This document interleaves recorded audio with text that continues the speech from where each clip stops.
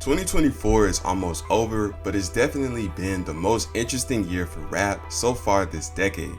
From rappers getting caught stealing from live streamers, to the Diddy situation getting worse and worse, all the way to Kendrick destroying Drake and uniting LA in the process, there have been new storylines emerging all year, and it's been anything but boring. So much has been happening that people have completely forgot about the speculation floating around just 1 year ago about hip-hop dying and people not caring about rap anymore. So let's take a look at this explosion of interest around the genre that's brought it back to the forefront of pop culture.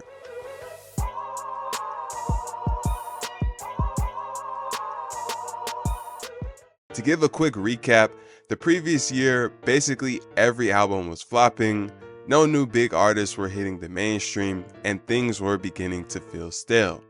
In early 2024, Playboi Carti had a surprising pop-up, dropping a ton of music on his burner Instagram account and even teasing a new album. But then he went quiet again, and the fans realized they had been blueballed again for the 100th time. In late January, Meg Thee Stallion and Nicki Minaj set the trend for 2024, becoming a year of rap beefs. It started with Meg dropping a single called Hiss, taking subliminal shots at Nicki as well as her husband at the time. Nicki responded with the song called Bigfoot and then went on several social media rants attacking Meg, even going as far as to bring up her dead mother. The majority of the public sided with Meg, and the situation turned into another L for Nicki.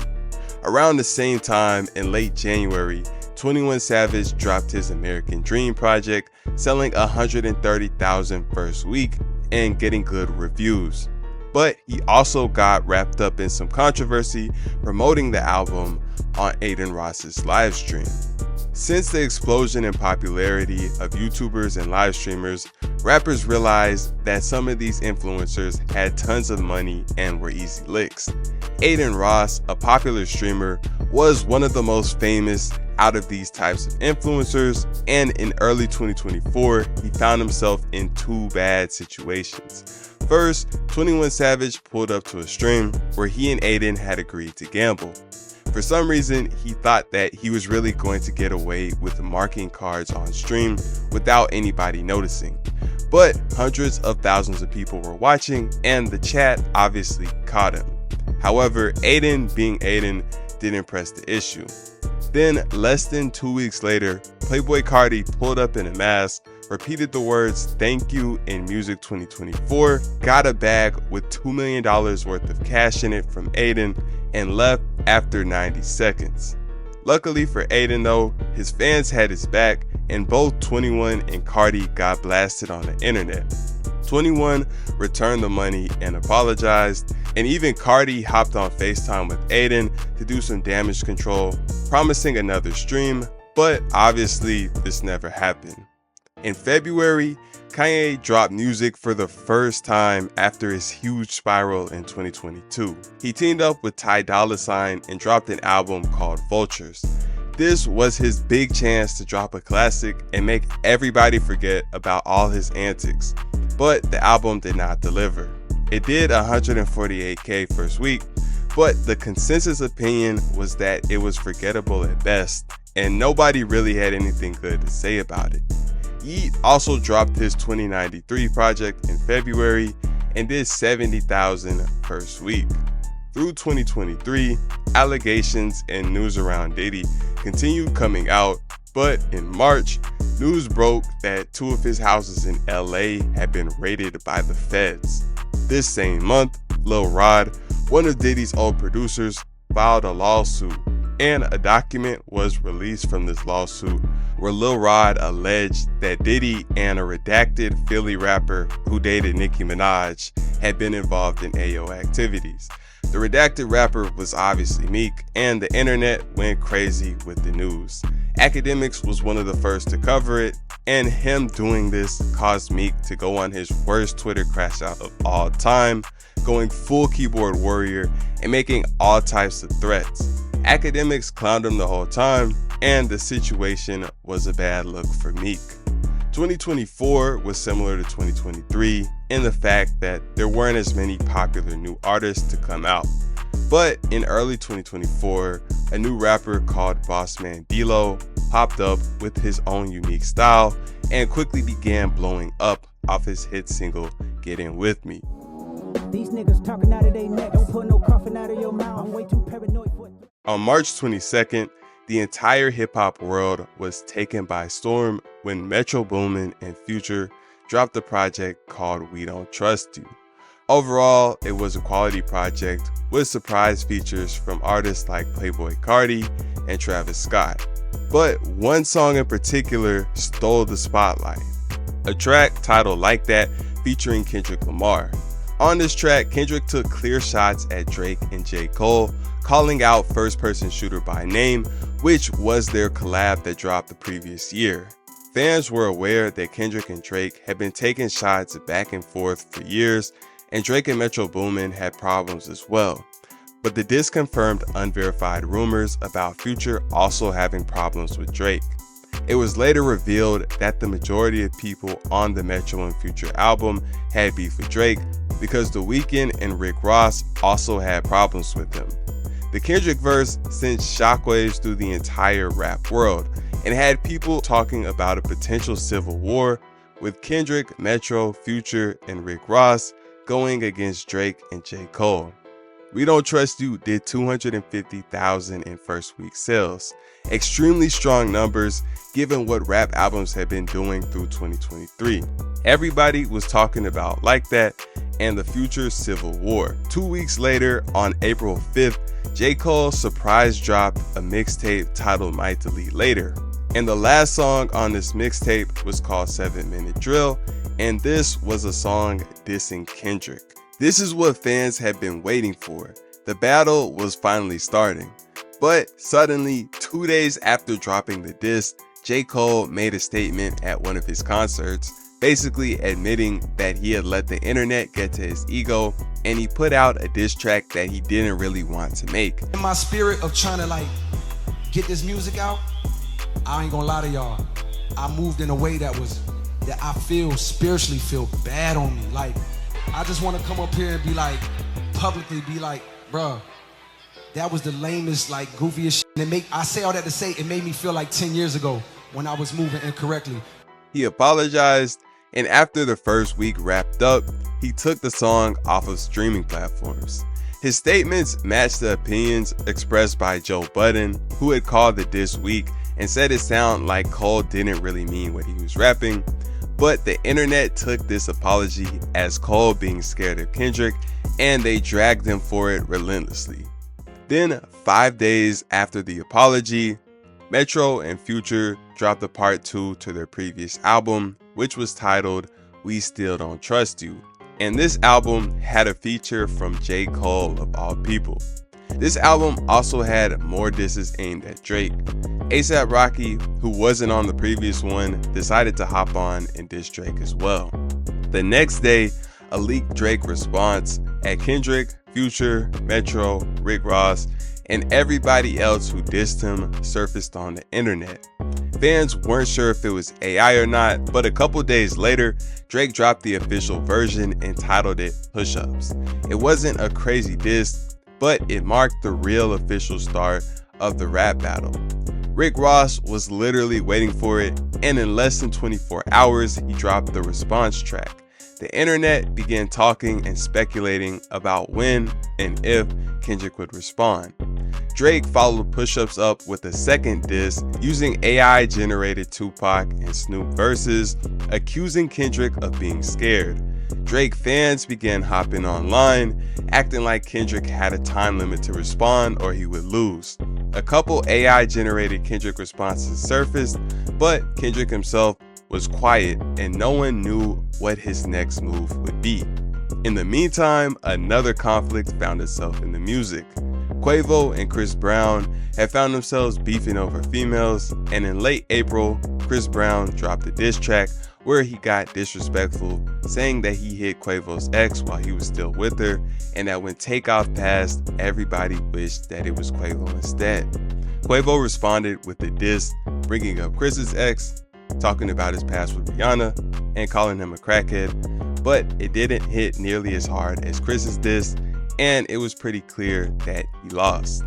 On April 30th, a random Tuesday, almost 3 weeks after Drake's first diss hit the internet, Kendrick dropped out of nowhere, releasing a 6-minute diss track titled Euphoria, attacking Drake's character, blackness, and place in the culture. This put the internet in a frenzy and set the tone for the battle that was about to follow. Kendrick followed Euphoria up with a more chill track called 616 in LA, where he foreshadowed that there was a mole in Drake's camp. The same day 616 in LA was released, Drake dropped his next diss, which he titled Family Matters.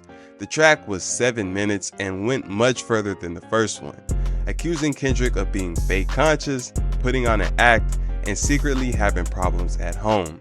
He alleged that one of Kendrick's children wasn't actually his and that he put hands on his girl. Drake also took shots at Metro Boomin, The Weeknd, Rick Ross, and A$AP Rocky. The allegations Drake made definitely marked a dark turn in the seriousness of the situation, and this combined with the fact that the track was a banger with hard-hitting lyrics had things looking like they were shifting in Drake's favor.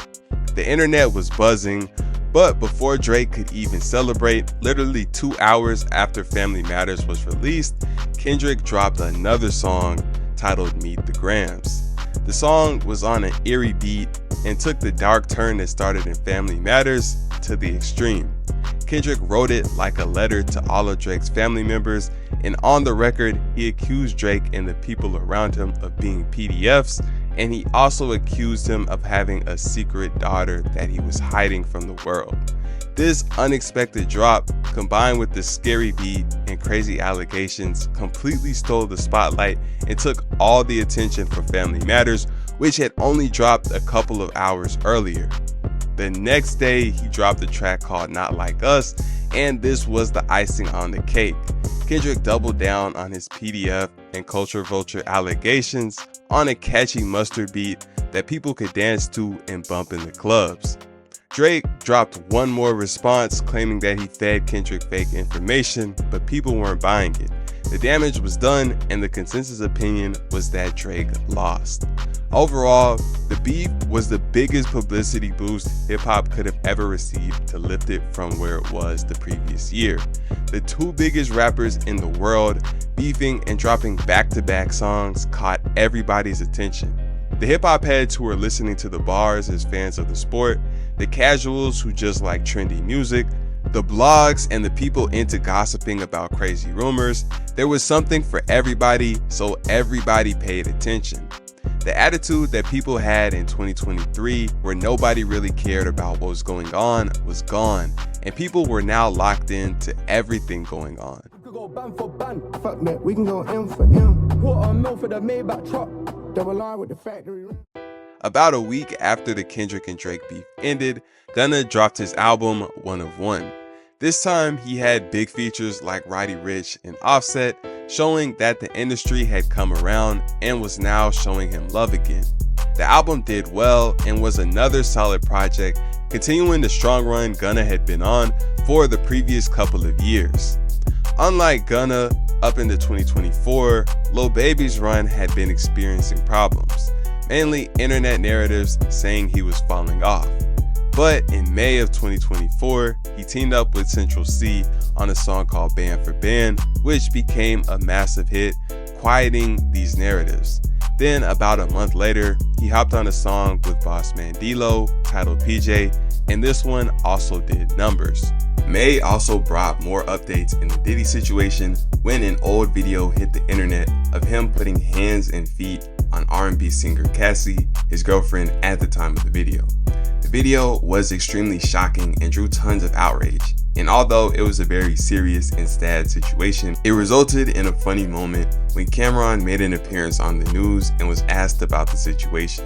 The newscaster tried to repeatedly ask about his relationship with Puff, but Cameron made it very clear that he didn't know Diddy like that. But did you recognize him? I just said, Did you recognize that kind of anger at all? from your I don't experiences? know him like that. What do you mean, do I be recognized? Did I recognize him? I seen him. What do you mean my experiences? I seen him and I thought it was disgusting. I didn't do a zoom in to see if it was really him or nothing, but. Is there something known in the industry about how Diddy treated his artists?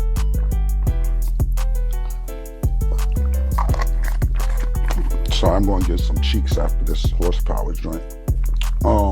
In June, Chief Keef made a huge appearance at a Lyrical Lemonade performance, his first show in Chicago in a decade. He had just dropped his album Almighty So 2 the month prior, which got a good response from fans. His performance at Lyrical Lemonade was a huge deal and a reminder that Chief Keef remains one of the most legendary artists of the new generation. After Kendrick's last diss, the beef was over, but Not Like Us quickly became the anthem of 2024, and Kendrick decided to capitalize on the situation and take a victory lap. On Juneteenth, he put on a show to unite the West Coast, bringing out basically every big artist from LA and the surrounding areas. This was a huge show that united the city, temporarily stopping the violence. 2 weeks later, Kendrick dropped the music video for Not Like Us, which contained a lot of the footage from the Juneteenth performance. The video immediately began doing numbers and setting records. Around the same time the music video dropped, Rick Ross found himself in an unnecessary situation in Canada. Ross only dropped one diss track, but he had continued to troll Drake on social media the whole time the beef was going on and after. In July, he went to Canada, playing Kendrick's diss, but a couple locals weren't having it and punched him in the face. Ross downplayed the situation, but the internet clowned him. In the 2-week span between the Juneteenth concert and the Not Like Us video, down on the opposite side of the country, the news broke that Foolio had lost his life in Tampa. It wasn't surprising to anyone, but it was unfortunate. Young and Ace was quick to take advantage of the situation and dropped the song dissing him the same day. About a month afterwards, the suspects were arrested, and that same day, Academics uploaded an interview with Ace where he tried to set a record for one of the most federal interviews of all time, literally asking Ace if he got Foolio whacked at one point. Ace trolled his way through the entire interview. He showed up with a bottle of Don Julio, dodged all the incriminating questions, and had a smile on his face the entire time. In mid-July, Eminem dropped The Death of Slim Shady, officially putting his alter ego to rest. It was a solid project, got a great response from fans, and did 280,000 first week. In late July, DJ Mustard was also hoping to have a successful album rollout. He was still enjoying the success from Not Like Us, so going into his album release, many expected the project to do well. But when it dropped, it only did 18,000 first week. So he decided to hop on social media and blame Drake and the major labels. Mustard wasn't the only one with album troubles around this time. Ice Spice dropped her Y2K project and only did 28,000 first week, basically making it official that her run was over. After taking his L and watching the crazy success of Not Like Us, the popout, and then the music video, Drake found himself in an unfamiliar position of being down and fighting to win back the support of the masses. In August, he decided it was time to begin making a comeback.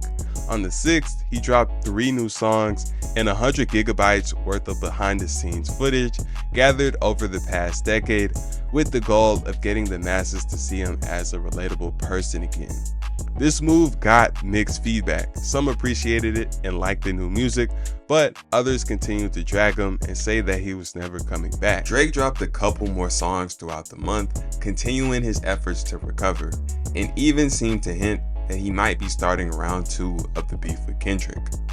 In late August, NBA YoungBoy agreed to plead guilty to a gun charge that he caught in Louisiana.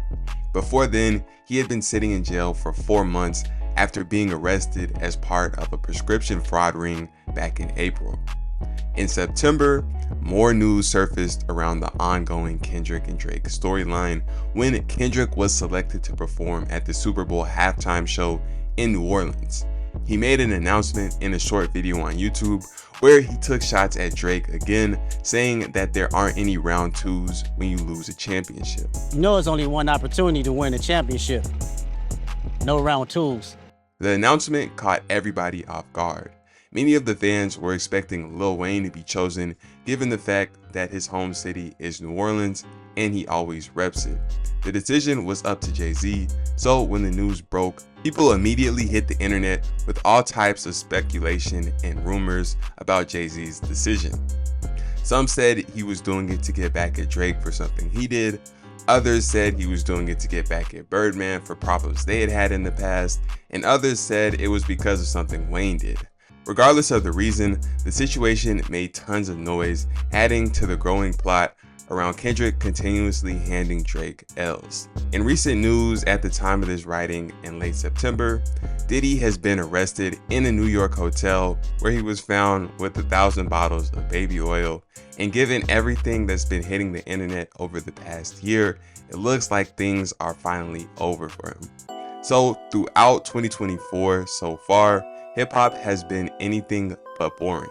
We've seen scams, beefs, fall-offs, comebacks, and much more, putting hip-hop in an interesting place. Regardless of what happens from this point, this year will definitely go down in the history books.